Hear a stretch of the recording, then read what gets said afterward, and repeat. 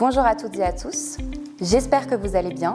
Je suis Paola, je suis conseillère en gestion de patrimoine au sein du cabinet Patrimoine Consultant. J'ai le plaisir de vous retrouver aujourd'hui dans le cadre d'une nouvelle vidéo où je vais vous parler des mesures de la loi de finances pour 2026 et de quelques mesures également issues de la loi de financement de la sécurité sociale. Alors, si vous pensiez que l'année 2026 allait être fiscalement tranquille, détrompez-vous, Bercy en a décidé autrement. Vous le savez peut-être, le budget 2026 a enfin été adopté et ça n'a pas été une promenade de santé.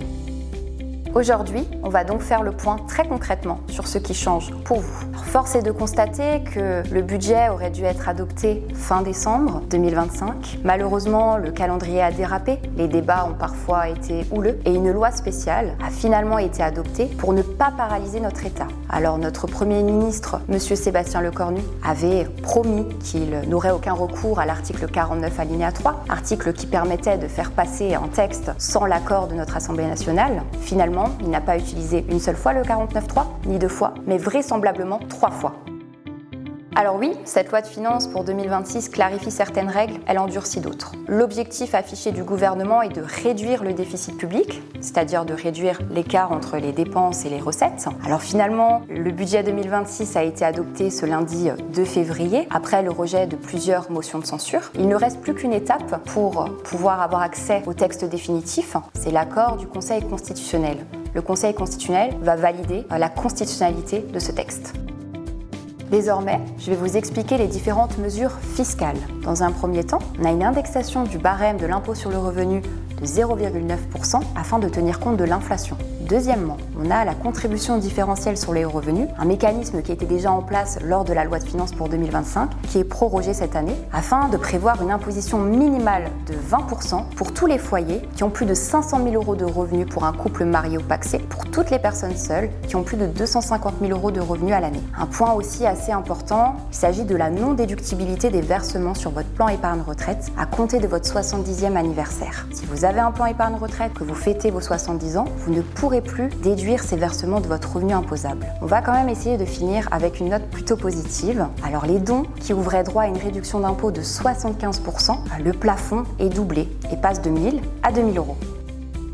Après les mesures fiscales, je vais vous énoncer maintenant les mesures qui touchent directement les entreprises et les sociétés. Vous avez certainement dû entendre parler de la taxe de 20% sur les actifs dits somptuaires de certaines holdings. Là, on parle notamment de yachts, de chevaux de course, tous les actifs qui ne sont pas nécessaires à l'activité opérationnelle de la société. Alors, dans ce cas de figure, on aura une taxe de 20% selon les conditions suivantes. Il faut effectivement que la société ait plus de 5 millions d'actifs. Il faut que plus de 50% des revenus sont dits passifs et que la société soit contrôlée par une personne physique. Alors on a aussi des modifications dans les conditions du pacte Dutreil. Alors vous connaissez peut-être ce dispositif qui permet, lors d'une transmission d'entreprise par donation ou succession, de bénéficier d'une exonération de 75%. Alors dans ce cas de figure, on a des modifications en termes de conditions. Alors à l'origine, on pouvait donner tous les actifs qui composaient la société et bénéficier de cette exonération. Désormais, les actifs dits somptuaires sont également hors du champ d'application. Une deuxième modification dans ces conditions,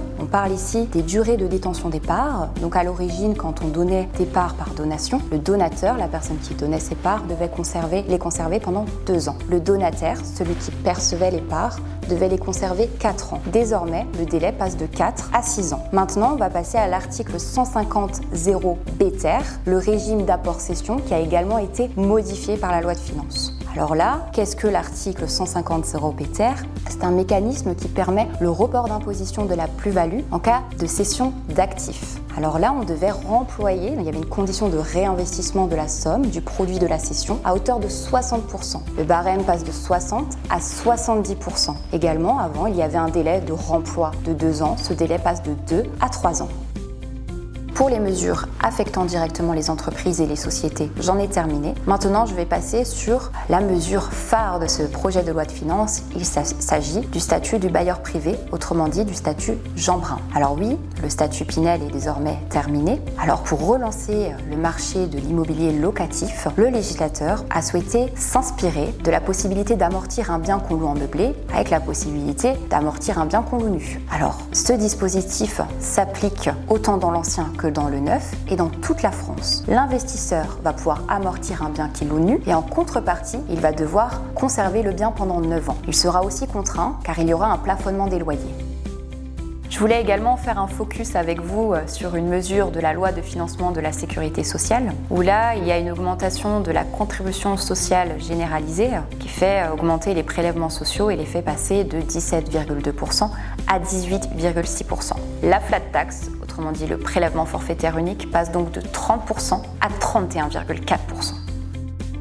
Alors là, il y a une distinction notable à effectuer entre les revenus du patrimoine et les revenus du placement. Certains revenus du patrimoine seront impactés par cette hausse de prélèvements sociaux à partir du 1er janvier 2025. Il s'agit notamment des revenus issus de la location meublée, il s'agit également des gains sur la plus-value de cession de valeurs mobilières, également tous les gains issus de la crypto-monnaie et enfin les rentes viagères à titre onéreux. L'autre distinction à faire concerne les revenus du patrimoine. Alors là, il y aura une augmentation à partir du 1er janvier 2026 sur notamment les dividendes, les gains issus des PEA, également les gains issus des obligations, des comptes à terme et j'en passe. Sont exclus de l'augmentation de la CSG les revenus fonciers. Fort heureusement, également sont exclus les plus-values immobilières des particuliers. On reste toujours sur 17,2 de prélèvements sociaux. Sont également exonérés de cette hausse les gains issus des contrats d'assurance vie et des contrats de capitalisation, et également tous les intérêts issus des comptes épargne logement et des plans épargne logement ouverts jusqu'au 31